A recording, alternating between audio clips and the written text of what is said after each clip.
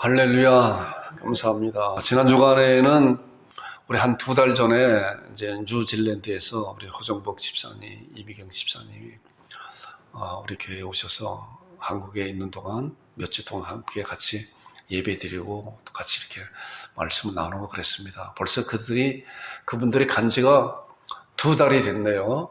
저는 몰랐었는데 2달이 됐구나 하는 그런 생각이 듭니다. 물론 이제 계속적으로 기도를 하고 있었는데 지난 주간에 우리 호정복 집사님한테 문자가 왔어요. 목사님, 기도해 주세요. 제가 한국에 잠깐 들어갔다가 들어온 지가 벌써 2달이 됐는데 아직까지 사업을 구상하고 있었던 그런 것이 구체적으로 나오지 않고 있습니다. 라고 기도를 부탁을 하더라고요. 2달 동안 많은 마음의 고민과 또한 걱정 가운데 하나님 앞에 기도하면서 이제 좌우를 살펴보면서 그랬겠죠. 이 두 집사님이 이제 그 일식 초밥집도 이제 하고 그랬었어요. 그러다가 그것을 이제 정리를 하고 다시 이제 규모를 좀 이렇게 작게 하신다고 하더라고요. 전에는 아마 직원들을 이렇게 두면서 했었는데 지금은 이제 두 부부가 할 수 있는 그런 규모를 좀 작게 해서 하려고 준비하는 그런 가운데 있는데 그것이 빨리 이렇게 이루어지지 않는 가운데 있습니다.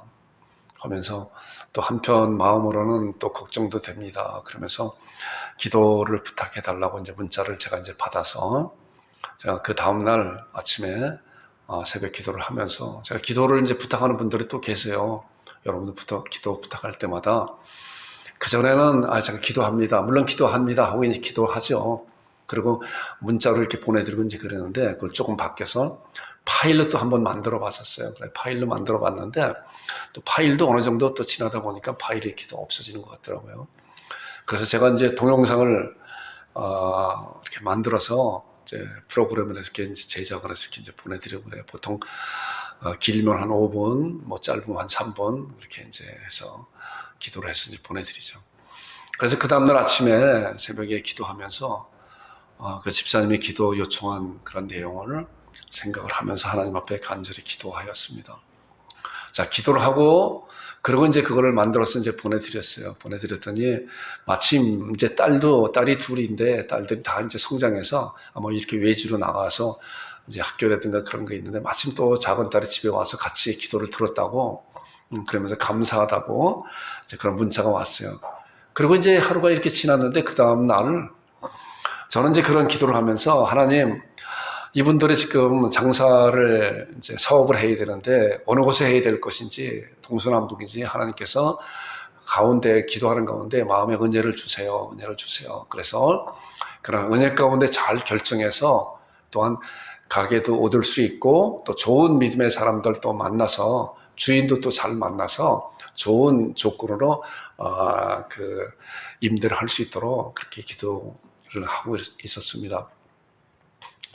그런데 그 다음날 이제 문자가 왔어요. 목사님, 가게를 계약을 했다는 거예요. 제가 그 말씀을 이렇게 듣고 난 다음에 저도 내심 기도하시면서도 기도했으면 사실 그렇잖아요.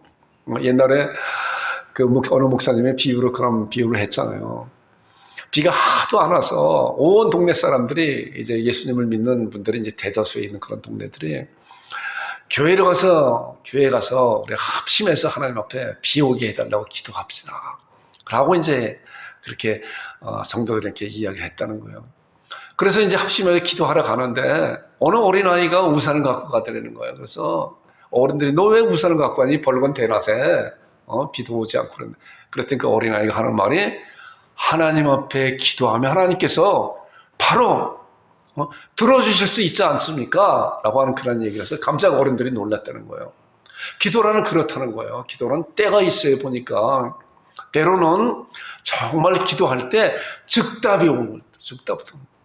이번 같은 경우는 저도 내심 목사이면서 기도하면서 그 다음날 그 문자를 받고 어떻게 하나님께서 그 집사님이 저한테 저 문자를 보내기까지는 많은 이제 고민과 또한 걱정과 그런 것이 교차하는 가운데 어떻게 사업을 펼쳐야 될 것인가, 어느 곳에 가게를 계획해야 될 것인가 하는 가운데 기도를 쭉 하면서 2달 동안 지나왔잖아요.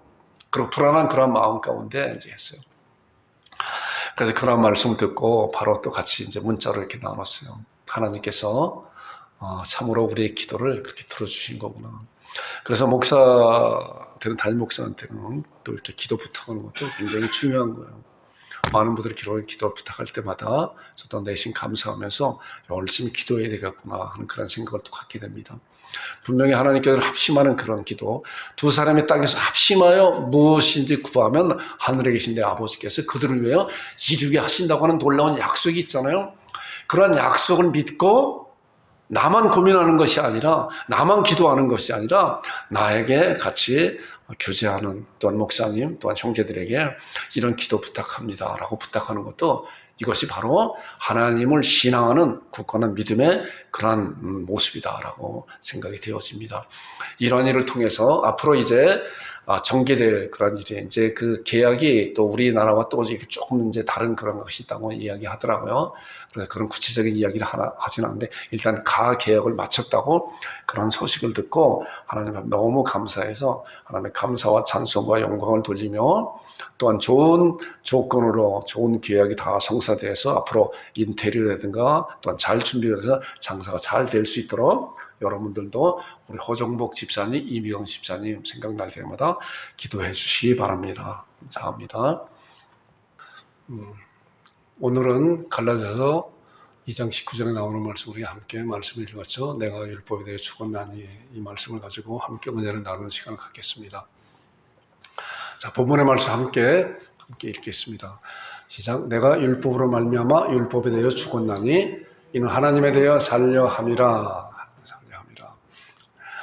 자, 십자가의 죽음을 통하여 성취된 은혜가 무엇인가를 계속 벌써 몇 주에 걸쳐서 함께 은혜를 나누고 있습니다. 말씀을 보니까 예수님께서 십자가에 달리셨을 때 십자가에서 내려오라라고 하는 그런 조롱 섞인 그런 많은 야유를 예수님께서는 한마디도 말씀하시지 아니하시고 이제 정말 도살장으로 끌려가는 어린 양같이 덜 깎는 자 앞에 잠잠한 양같이 그 입을 열지 아니하셨다라고 하는 그런 말씀같이 계속 그렇게 하셨습니다. 그래서 우리의 죄를 용서하셨다. 그 다음에 율법의 저주를 받으셨다. 그리고 마귀를 멸하셨다. 부활의 첫 열무가 되셨다. 두 번째 율법의 저주를 받으셨다를 지금 몇 주째 하고 있잖아요. 그 율법이 무엇인가? 이번 기회를 통해서 여러분들 율법을 잘 아는 이 목사도 마찬가지로 이번 기회를 통해서 율법에 대한 그런 신앙을 말씀을 통해서 잘 증거하고 증명하는 그런 시간을 갖는 시간이 되었습니다. 율법의 저주가 무엇인가? 나는 왜, 또 그리스도는 왜 율법의 저주를 받는가? 그리고 지난 주간에 그리스도의 그런 저주가 내 안에 어떻게 이루어질 수 있는 것인가를 아담 안에서 또한 그리스도 안에서라고 하는 그런 말씀을 가지고 함께 은혜를 나눴습니다. 이렇게 이제 설교하는 그런 말씀에 대해서 제가 일부러 녹화해서 유튜브에 올려놓으니까 여러분들 말씀 좀 보면서 한 주간에 한 번 내지 두 번 정도는 말씀 한번 잘 보시고 또 그 말씀을 잘 기억하면서 정말 신앙으로 잘 다지는 여러분들이 되기를 주님의 이름으로 축원드립니다. 그리고 오늘은 하나님의 자녀와 율법의 관계, 율법의 죽은 자는 어디에 있는가? 결론적으로 이렇게 세 가지를 이제 말씀을 나누려고 봤더니 5번과 6번에 대한 말씀만 빨리 보고 나머지 7번은 다음 주에 해야 되겠구나 하는 생각이 듭니다. 여러분 잘 보시기 바랍니다. 자, 하나님의 자녀들은 자, 거듭난 하나님의 구원받은 하나님의 백성들은 뭐예요? 율법을 지켜야 되는가 말아야 되는가? 이런 거에서 여러분들 지금 어떠한 그 신앙을 갖고 있어요? 우리는 하나님의 자녀들은 율법을 지켜야 되니까 제가 좀 더 구체적으로 좁은 의미로 자, 율법을 요약하면 10계명이잖아요. 자, 10계명을 여러분들은 지켜야 돼요? 말아야 돼요? 하나님의 자녀들은 10계명을 지켜야 돼요? 말아야 돼요? 이것을 좀 더 좁은 의미에서 이제 마태복음 22장에 보게 되면은 율법학자들이 바리새인을 비롯한 율법학자들이 예수님을 시험하려고 율법에서 계명 중에 가장 큰 계명이 어떤 것입니까? 라고 물어봤어요. 그랬더니 예수님께서 너는 마음을 다하고 목숨을 다하고 뜻을 다하고 힘을 다하여 주 여호와 하나님을 사랑하라. 이것이 첫 번째다. 그 다음에 두 번째 네 이웃을 네 몸같이 사랑하라. 이것이 율법의 요약, 강령이다 그랬어요. 그래서 하나님을 사랑하고 이웃을 내 몸같이 사랑하라 라고 하는 거예요. 그렇다고 하면 여러분들 율법의 강령이 하나님을 사랑하고 이웃을 사랑한다고 하는 건데 우리는 율법을 지켜야 돼요? 이런 말씀을 봤을 때 우리는 얼마나 많은 혼돈이 와요. 혼돈이 와요. 율법을 지킨다고 하면은 좀 그렇게 되고, 율법을 지킨다고 어떻게 율법을 다 지켜낼 수 있는 것인가? 우리 이미 봤잖아요. 율법은 뭐예요? 저주하는 법이라 그랬잖아요. 그런데 또 예수님께서 말씀하신 대로 하나님을 사랑하고 이웃 사랑하는 것이 율법의 강령이라고 그러는데 그러면 이것도 안 지키는 것인가? 해야 되는 것이 이렇게 혼란이 오고 그래요. 그렇기 때문에 우리는 말씀을 통해서 이러한 부분에서 정확하게 자세히 잘 신앙을 갖고 말씀을 통해서 같이 그런 말씀에 대해서 분명한 그런 증거를 가져야 되는 것이다 라고 생각이 오늘 말씀을 통해서 여러분들 잘 말씀으로 다져지는 시간이 되기를 주님으로 부탁드립니다. 제가 가끔 이제 그런 말씀 드리잖아요. 우리는 하나님의 자녀들은 의인이에요, 죄인이에요. 제 이 목사가 왜 자꾸만 그런 이야기를 해서 가끔 이렇게 하냐고 하면은 그전에 그런 것 때문에 얼마나 혼동이 많은지 몰라요. 이것도 마찬가지로 하나님의 자녀가 율법을 지켜야 되느냐 말아야 되느냐. 지킨다고 해도 그렇고 아닌다고 해도 그렇고 그러면은 지켜야 되는 거에 대한 증거와 증명을 해봐라. 또 지키지 않아도 돼야 된다고 하는 그런 증거와 증명을 한번 해봐라 이거예요. 이런 것을 가지고 있어야 분명한 신앙을 갖고 있는 거예요. 우리가 죄인이냐 의인이냐 하는 그런 것도 나는 과연 나를 바라보는 것인가 하나님의 말씀을 바라보는 것인가에 따라서 완전히 달라요. 하나님의 백성들은 뭐예요? 로마서 8장 33절에 의롭다 하신 이는 하나님이시니 누가 너를 정죄하리요. 하나님께서 우리를 의롭다 칭해줬단 말이에요. 우리를. 그런데 내가 왜 죄인이에요? 내가 나를 봤을 때는 여전히 죄를 범하고 있는 그런 자이기 때문에 죄인이라고 이야기할 수 있지만은 그러나 하나님께서 나를 의롭다 칭해줬다. 왜? 예수 그리스도 말미암아. 로마서 5장 1절에 나오는 말씀이 우리가 믿음으로 의롭다 하심을 받았은즉 예수님으로 말미암아 하나님과 더불어 화평을 누려나가잖아요. 그러니까 우리는 이런 말씀을 통해서 볼 때 우리는 하나님 앞에 의인이라는 거예요. 의인. 왜 우리가 죄인이에요? 그렇기 때문에 이러한 거에 대해서 정확하게 하나님의 자녀가 아닌 자들이 짓는 죄와 하나님의 자녀가 된 자들이 짓는 죄는 하나님이 보시기에 차원이 다른 판단을 갖고 있다고 하는 그런 분명한 사실을 알아야 내가 죄를 지금 하나님의 자녀면서 죄를 범하여도 나는 의인이구나라고 우리가 누구한테든지 하나님 앞에서도 담대하게 말할 수 있는 거예요. 가장 대표적인 그런 기준되는 말씀이 요한복음 13장의 세족식에 대한 말씀을 제가 자주 하잖아요. 말씀. 제자들에게 발을 씻기다가 베드로 앞에 왔더니 베드로가 내가 어떻게 주님이 내 발을 씻습니까? 그랬더니 내가 내 발을 씻지 않으면 나와 상관이 없다. 그 말을 듣고 베드로가 뭐라고 했어요? 그럼 머리와 발도 손도 씻어달라고 그랬더니 요한복음 13장 10절에 중요한 말씀을 하고 있잖아요. 잘 알잖아요. 이미 목욕한 자는 이거예요. 하나님의 백성들이 이미 목욕한 자는 발도 더러워질 수가 있어요. 그렇기 때문에 목욕한 자가 발이 더러워졌다고 해서 다시 죄인으로 돌아가는 것이 아니라 목욕한 자는 하나님 앞에 의인이라는 거예요. 그리고 우리가 삶 가운데 나타나는 그런 범죄는 하나님 앞에 자백함으로 용서받는 거잖아요. 그렇기 때문에 하나님이 보시기에 하나님의 믿음으로 하나님의 자녀가 된 자들과 자녀가 되지 않은 자들과는 차원이 다른 거예요. 그 죄인이라고는 의인이라고는 그런 말씀 가운데 완전히 예수님과 같이 죄를 하나도 짓지 않고 세상에 태어나고 죄도 하나도 짓지 않는 그런 예수님이라고는 그런 완전한 그 단어가 아니라 우리들에게 하나님께서 법적으로 너희를 의롭다 칭해 줬다라고 하는 그런 사실을 우리는 믿고 하나님 앞에 제가 의인입니다라고 고백하는 거예요. 자, 여러분들 그런 사실을 잘 알고 이 말씀도 마찬가지로 율법을 지켜야 되냐 말아야 되는 그런 말씀에 대해서 말씀을 통해서 증거가 될 때 여러분들 그 말씀을 잘 신앙하는 여러분들이 되기를 주님으로 축원드립니다. 보세요. 자, 본문에 있는 말씀 보니까 이 말씀에서 분명히 답이 나오잖아요. 내가 율법으로 말미암아 율법에 죽었다. 이는 하나님에 대해 살려 함이라. 이 말씀이 나오잖아요. 율법에 대해서 죽었기 때문에 우리는 율법 아래 있는 자가 아니라는 거예요. 이런 사실을 바탕으로 해서 내가 율법을 지켜야 되냐 말아야 되는 답이 나왔잖아요. 그럼에도 그런 거에 대해서 말씀에 대한 분명한 다른 증거를 가지고 증명할 줄 알아야, 하나님께서 하나님을 사랑하고 이웃을 사랑하는 그런 것도 율법 안에서 지키지 않아도 되는 거다. 말이 좀 이상한 것 같아도 여러분 이따가 그 말씀은 어떤 말씀인지 잘 들어보세요. 자, 그럼 우리가 하나님을 사랑하고 이웃을 내모고 사랑하는 그런 말씀을 지키지 않아도 되는 건가? 이 말씀 가운데 율법 안에 있는 그것은 우리가 율법으로 말미암아 죽었기 때문에 율법을 지킬 그러한 자가 없는 거예요. 이제 보세요. 자, 하나님과 하나님의 자녀와 율법과의 그런 관계가 어떤 것인가? 자, 갈라디아서 3장 23절에 아주 잘 나와 있어요. 말씀해 보니까. 자, 믿음이 오기 전은 뭐예요? 우리가 하나님의 백성이 되기 전에 율법으로 말미암아 영원히 저주받을 수밖에 없는 그런 자들은 뭐야? 율법 아래 매인 바 되었다. 자, 이 말씀 가운데서 믿음이 오기 전, 그럼 믿음이 온 후는 뭐예요? 율법에서 벗어날 수가 있다. 이제 그 말씀에 보면 그 다음에 나오는 말씀이, 그리고 계시될 믿음의 때까지 갇혔다. 어디에 갇혔어요? 믿음이 오기 전에.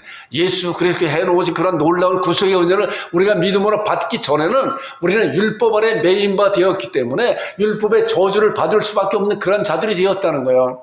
자, 그런 사실을 갈라디아서 4장 4절에는 예수님께서 이제 여자에게 때가 차서 이 세상에 약 2000년 전에 예수님께서 베들레헴 땅에 태어나신 거 아니에요? 때가 차면 하나님이 그 아들을 보내서 여자에게 나게 하시고 율법에게 나게 하신 것은 율법 아래 매여 있는 자들을 속량하려 하심이라 라고 하는 놀라운 목적을 가지고 예수님이 이 세상에 오신 거예요. 자, 그렇기 때문에 이제 또 다른 말씀 이제 보게 되면은 로마서 10장 4절에 잘 아는 말씀이잖아요. 그리스도는 모든 믿는 자는 구약과 신약을 아우러서 모든 믿는 자에게 의를 이루기 위해서 율법의 때가 참에 베들레헴 땅에 이 세상에 오셔서 갈보리 산에서 우리가 지금 같이 말씀을 충분히 은혜를 나누는 정상에서 복음의 정상의 말씀을 나누는 그 율법의 마침 가운데는 율법을 완성했다.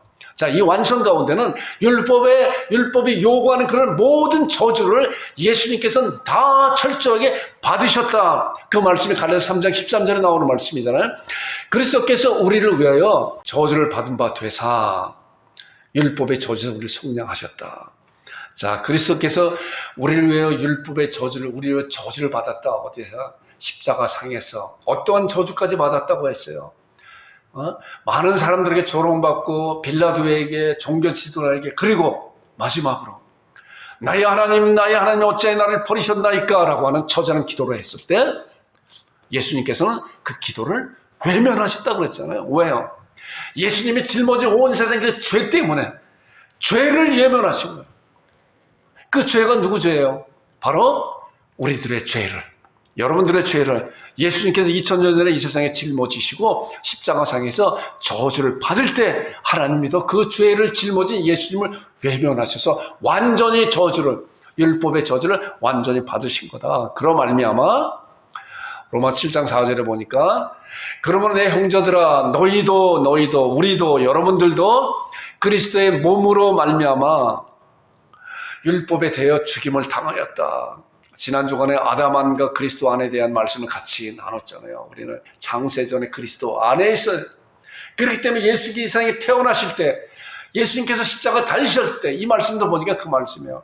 너희도 그리스도의 몸으로, 예수 그리스도의 십자가 달리셔서 그 몸으로, 혈과 육을 가지신 그 몸으로 율법에 대해 철저하게 저주를 받은 그런 저주가 바로 나 때문에 나도 예수님과 함께 죽임을 당하였다라는 거예요.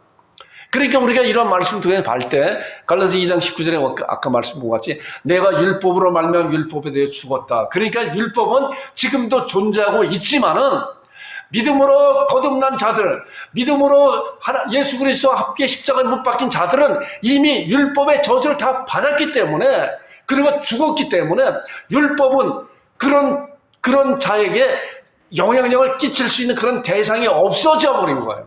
믿음에 있는 자들은. 그러니까 우리는 이제 율법 아래에 있는 자들이 아니기 때문에 율법을 지키려고도 지킬 수가 없는 거예요. 그러니까 처음에 여쭤봤잖아요. 우리가 율법을 지켜야 되느냐 말아야 되느냐. 율법을 지킬 수가 없어요. 왜? 율법을 지킬 나의 옛사람은 죽어버렸기 때문에, 누구를 통해서? 그리스도와 함께 죽었기 때문에, 그리스도 안에서 창세전에 우리를 택하셨기 때문에 그렇다는 거예요. 그리고 아주 중요한 말씀이 로마서 7장 6절에 나와요. 이 말씀 보겠습니다. 이 말씀 보니까 이제는 우리가 얽매였던 거가 뭐예요? 율법으로 말미암아 얽매여서 영원히 저주받을 수밖에 없는 그런 얽매였던 거에서 죽었으므로, 자, 그 다음에 나오는 말씀이 뭐죠? 율법에서, 이 말씀 같이 읽어보겠습니다. 큰 글자로 써놨는데, 시작. 율법에서 벗어났으니, 율법에서 벗어난 거예요. 그런 자가 율법에서 벗어났고 율법에서 죽은 자가 어떻게 율법을 지켜요? 율법은 여전히 존재하지만은 율법을 지켜낼 수가 없는 거예요. 하나님의 백성들은. 그렇기 때문에 이런 말씀들을 잘 우리가 신앙으로 다져져야 돼요. 율법에서 벗어났으므로, 그 율법에 벗어난 자면 어디로 가는 거예요? 이 벗어났다고는, 벗어났으면 어디로 가는 것인가? 그거 아니에요? 그 다음에 나온 말씀이요. 이러므로 우리가 영의 새로운 것을 섬길 것이요 율법의 조문에 묵은 것을 아니하라. 율법 조문에 묵은 것, 옛 경험하는 것이 아니라 뭐야? 새로운 영의 새로운 것으로 섬길 것이다. 벗어나서 영의 새로운 것, 새로운 생명을 받은 자가 이제 영의 새로운 그런 것이 구체적으로 어떤 것인가? 자, 여기에서 율법에서 벗어난 자는 어디에 속해 있는 것인가를 말씀하고 있는 거예요. 우리가 이런 말씀을 잘 다져놔야 내가 율법을 지키는 거냐 안 지키는 거냐에 대해서 다른 이들에게 잘 설명할 수가 있어요. 때로는 잘 알지 못하면은 이거 율법을 지키는 거야? 말아야 되는 거야? 아니, 쉽게 뭘 지켜야 되는 거야? 말아야 되는 거야? 아니, 2계명, 하나님을 사랑하고 이를 사랑하는 것을 지켜야 되는 건 말아야 되는 거야. 이렇게 생각이 나오기 때문에 혼동이 되는 거예요. 그런데 우리가 이러한 말씀을 잘 알면서 과연 이런 말씀 가운데 주어지는 그런 말씀이 어떤 것인가? 자, 영의 새로운 것이 어떤 것인가 이제 보세요. 로마서 7장 4절에 보니까 아까 말씀드린 거예요. 그러므로 내 형제들은 너희도 그리스도의 몸으로 말미암아 율법의 죽음을 당하였다. 그래서 이는 다르니, 더 구체적으로 나오죠. 영의 새로운 것이 뭐예요? 영의 새로운 것은 다르니 곧 죽은 자 가운데서 살아나신 이에게 가서, 예수 그리스도에 가서 우리가 하나님을 위해 열매를 맺게 하려 합니다. 그렇기 때문에 이제 하나님의 백성들은 율법 아래 매인받으려고 저주받을 수밖에 없었는데, 그 저주를 예수 그리스도로 말미암아 창세전에 다 저주를 받아버렸고, 그리고 이제 뭐예요? 다르니 예수 그리스도에게 가서 하나님 외에 열매를 맺는다. 어떻게 열매를 맺는 것인가? 자, 로마서 요한복음 5장 24절, 우리가 잘 아는 말씀, 내가 진실로 너에게 이르노니 내 말을 듣고 또 나 보내신 이를 믿는 자는 영생을 얻고 심판에 이르지 않으니 사망에서 생명으로 옮겼다. 율법에서 생명의 법으로 옮겼다. 사단 마귀의 자녀에서 하나님의 자녀로 옮겼다라는 거예요. 옮겼다. 누가요? 하나님께서 우리를, 믿음에 있는 자들을 옮겨주셨다는 거예요. 분명히 다른 거예요. 이런 말씀을 통해서. 골로새 1장 13절은 더 자세히 말씀이 나오고 있어요. 보니까 그가 우리를 흑암의 권세에서 건져내서, 예수 그리스도께서 하나님의 능력으로 우리를 흑암의 권세에 건져내서 어떻게 했느냐? 하나님께서 그의 사랑의 아들의 나라로, 성삼위 하나님께 사랑의 아들의 나라로 옮기셨다. 우리를 예수 그리스도의 나라로 옮기셨다는 거예요. 자, 이런 말씀을 통해서 보게 되면 이 세상에는 두 가지의 줄기가 있다고 그랬잖아요. 아담의 줄기와 예수 그리스도의 줄기가 있고, 이 세상에는 두 가지의 나라가 있어요. 이 세상 나라가 있고 하나님 나라가 있는 거예요. 말씀 보니까 그렇잖아요. 그래서 우리는 이 세상 나라 속에서, 율법 가운데서, 율법의 저주를 받을 수밖에 없는 그런 가운데서 예수 그리스도의 놀라운 구속의 은혜로 말미암아 그리스도와 함께 율법의 저주를 다 받아버렸기 때문에 이제 우리는 율법의 영향력에서 벗어났다. 그리고 그 벗어남이 어디로 갔냐? 하나님 나라로 옮겼다는 거예요. 하나님 나라로. 여러분, 하나님 나라에 있는 거예요. 자, 나라라고 하는 건 뭐야? 나라를 이 목사가 한번 커다랗게 4가지를 한번 정리를 한번 해봤어요. 나라의 요소. 나라가 존재하려면 반드시 4가지 요소가 있어야 돼요. 첫째는 뭐예요? 백성이 있어야 되잖아요. 백성.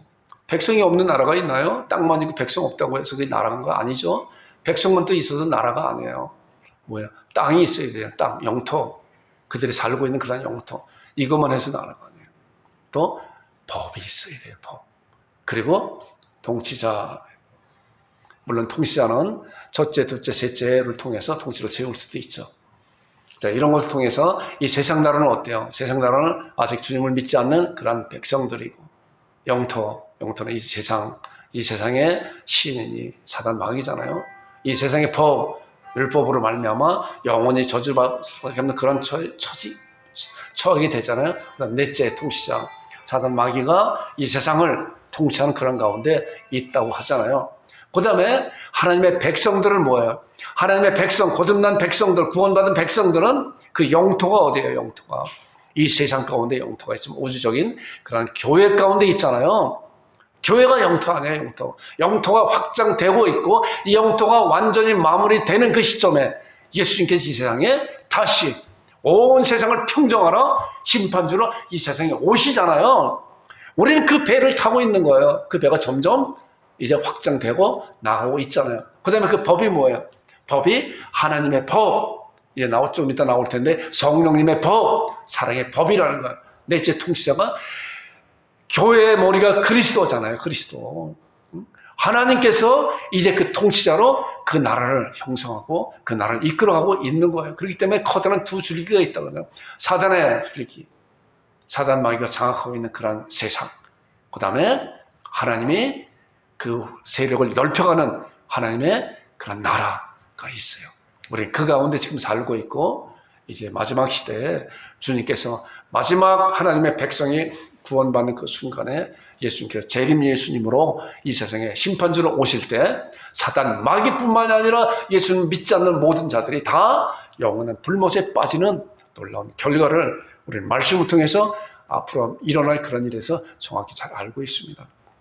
자, 이제 그러면은 율법에 죽은 자들은 어디에 속하는가? 제가 그래도 많이 이렇게 말씀드려서 율법에 속한 자는 어디인가?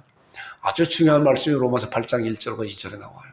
자, 말씀 보겠습니다. 잘 말씀 보세요. 보니까 그러므로 이제 그리스도 예수 안에 있는 자에게는 그리스도 예수 안에는 결코 정죄함이 없다. 예수님을 믿는 믿음의 자녀들은 내가 예수님 안에 있었구나 하는 놀라운 사실을 깨달은 자들은 그리스도께 해놓으신 십자가의 달리심과 십자가의 부활하심으로 말미암아 함께 죽고 함께 일으키시고 함께 하늘에 앉히시고 이 땅에 정권 대서로 복음의 전도자로 보내줬다고 하는 그런 에베소 나오는 그런 말씀같이 그리스도 예수 아는 자는 결코 정죄함이 없다. 결코 죄를 정함이 없다. 왜? 완전한 죄를 하나님께 예수 그렇게 드리셨기 때문에 그런 거예요. 그리고 나오는 말씀이 이는 그리스도 예수 안에 있는 뭐예요? 생명의 성령의 법. 아까 율법이라고 하는 거에 다시 이제 하나님 나라에 있는 자들은 교회 안에 있는 자들은 뭐예요? 생명의 성령의 법이 이제 그 나라를 다스리는 거예요. 그 나라를 다스리는 거예요. 이 생명의 성령의 법이 죄와 사망의 법에서 나를 해방하였다. 우리가 아까 율법에서 벗어나서 어디로 가는 것인가? 생명의 성령의 법 안에 가는 거예요. 말씀을 통해서 보니까 여기 말씀에 두 가지 나오잖아요. 죄와 사망의 법은 뭐예요? 율법은 저주하는 법이라고 그랬잖아요. 죄와 사망의 법. 그런데 이제 생명의 성령의 법이 있어요.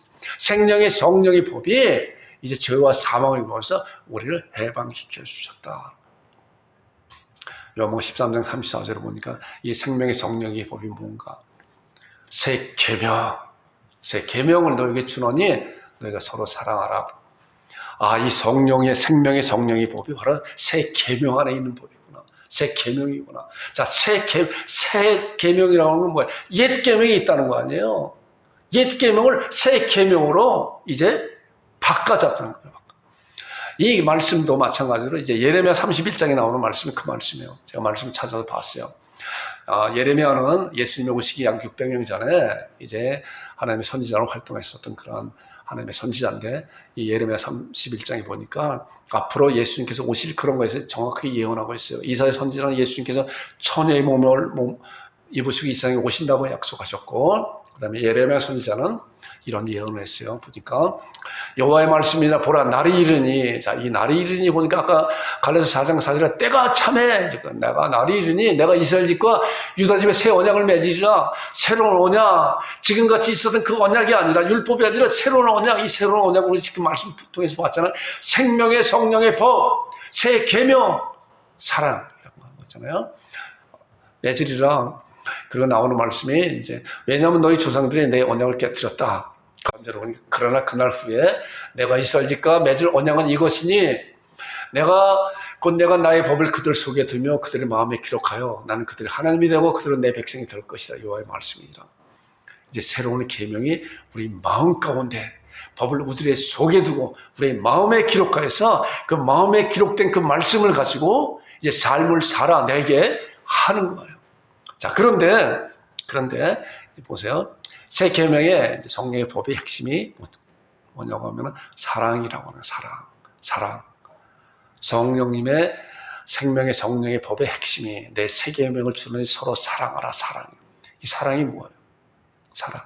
사랑이 보니까 로마서 13장에 나오는 말씀인데 보니까 가늠하지 말라, 살인하지 말라, 십계명에 나오는 말씀이잖아요. 도둑질하지 말라, 탐내지 말라 한 것과 같이 그 다른 계명도 있을지라도 내 이웃을 내 자신과 같이 사랑하라 하신 그 말씀 가운데 들었다.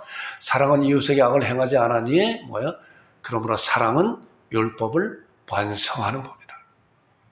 사랑의 법이 있고 율법이 있는데 이 사랑의 법 안에 이제 새로운 법이 새 계명이 들어왔는데 우리가 착각하지 말아야 될 것은 옛 계명이 완전히 없어지고 새로운 계명은 옛 계명에 있었던 그런 하나하나도 오지 않고 그냥 완전히 다른 법을 하는 것이 아니라 옛 계명에 있었던 그런 말씀 가운데 새 계명으로 오는 법들 있잖아요.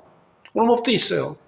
우리가 이 세상의 법도 그렇잖아요. 새로운 법을 할 때 완전히 전에 있었던 법을 완전히 폐기하고 완전히 그 법의 하나도 새로운 법을 가져오지 않는 것이 아니라 어느 정도 가져오잖아요. 그래서 필요 없는 법들은 빼고 필요 없는 법들을 추가하잖아요. 마찬가지로 이제 사랑의 법, 생명의 성령의 법이라고 하는 것은 하나님을 사랑하고 이웃을 사랑하는 그런 법도 이제 생명의 성령의 법 안에 오는 거예요.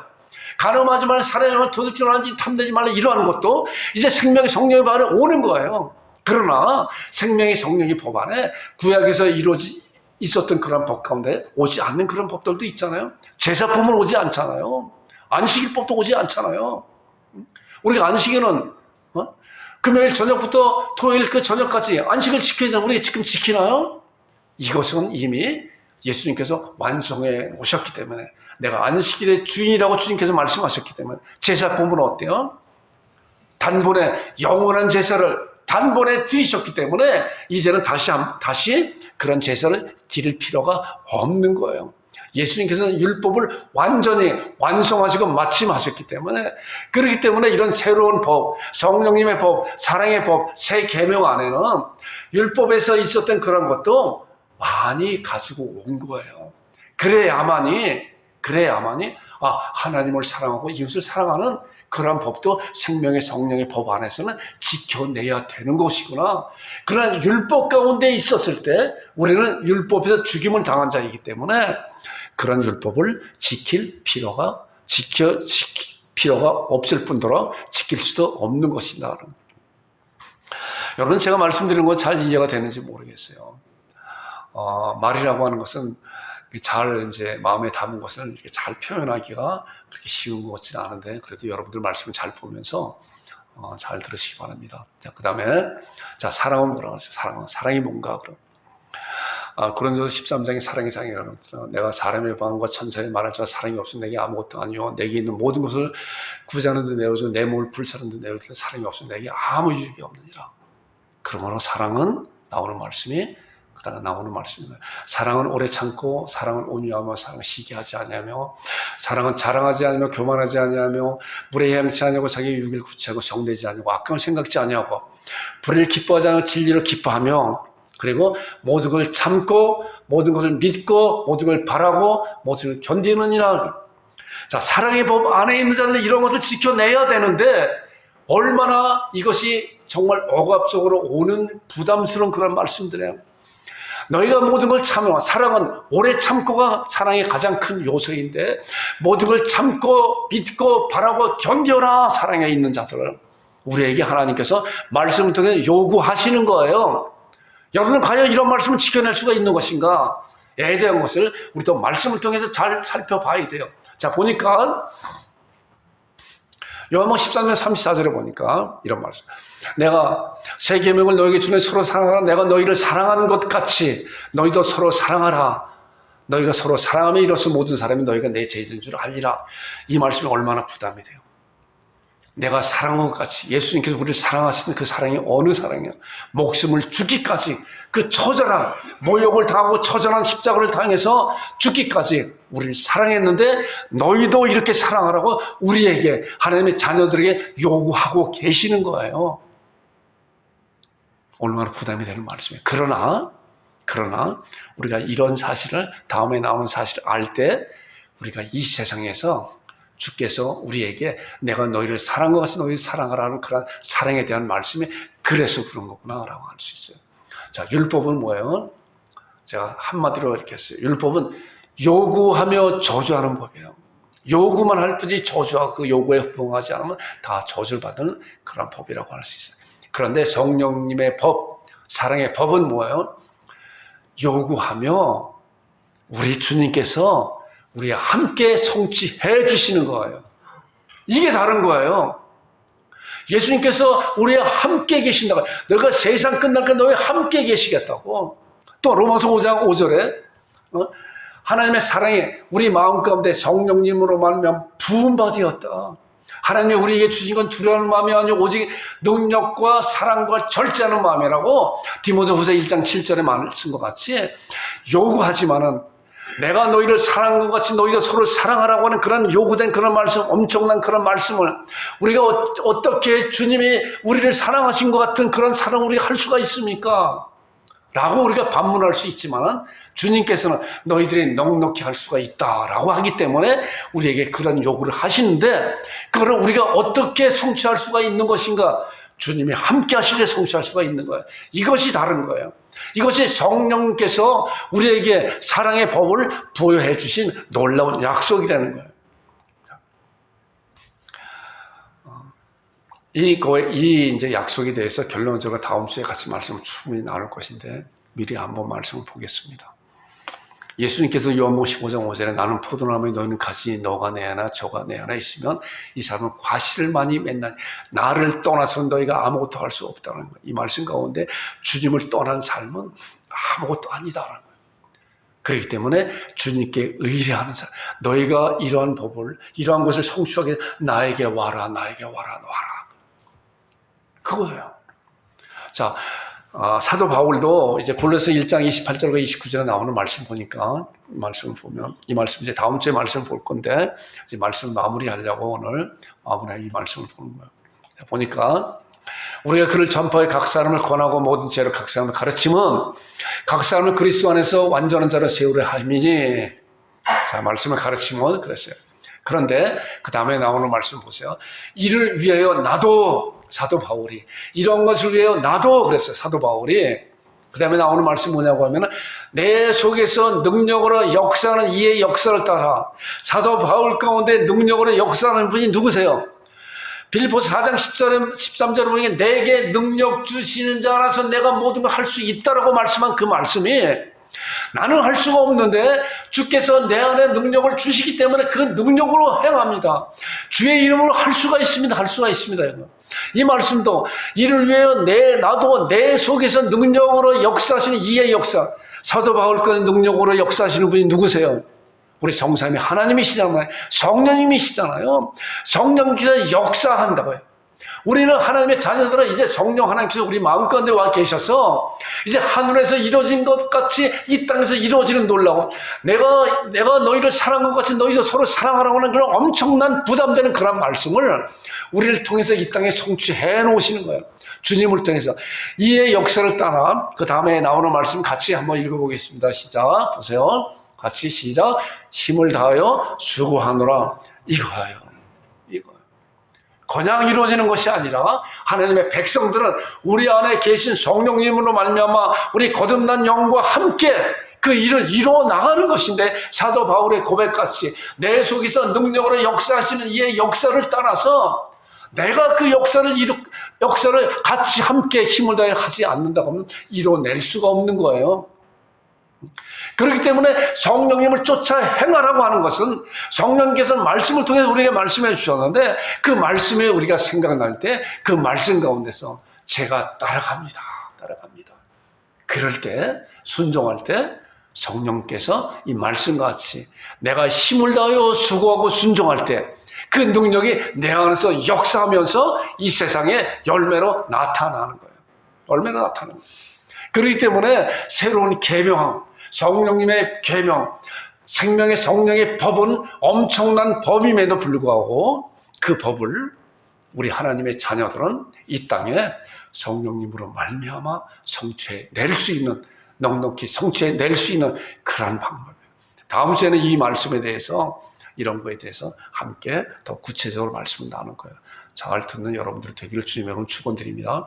그것을 합심 기도하겠습니다. 말씀에 서게 하여 주옵소서. 성령님의 법 안에 있는 것을 알게 하여 주옵소서. 아주 중요한 거예요.